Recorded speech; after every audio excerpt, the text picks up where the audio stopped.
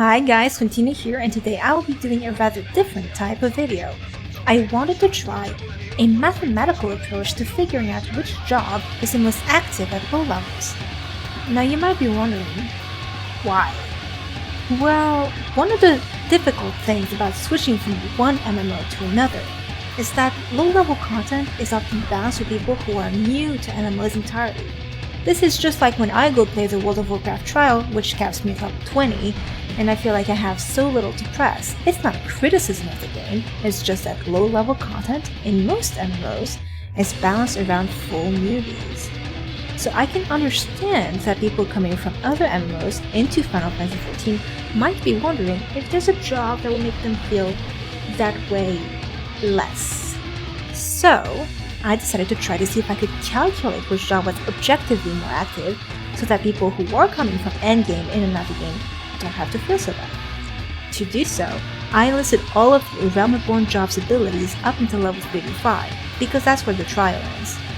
If the action is a replacement, like Bio becomes Bio 2, then it is only listed once. Each action is 1 point. If that action is an OGCD, which means it is an ability that can be used in between actions that have a global cooldown, then it gets another point. If that action has positionals, which is a form of activity, it's another point. If that action has an upkeep that ideally you keep up at all times, whether it's Bard's damage over time attacks or Monk's self-damage buff, then it gets another extra point because it's something you have to track of. Now, of course, that does not necessarily mean you will enjoy the job, but if the idea is to get a taste of how active the combat will become later, taking the top active jobs into Second Temple of Karn, which is a level 35 dungeon, might be a way to decide if you're interested in making that purchase. So, here are all the jobs listed available from Realm Reborn. Ninja was the highest, however, it got a big jump at level 30 because of the mudras. Prior to that, it was quite a bit less. Monk is the second highest, and it actually starts its activity very early because it gets positionals and the self-damage buff very early as well.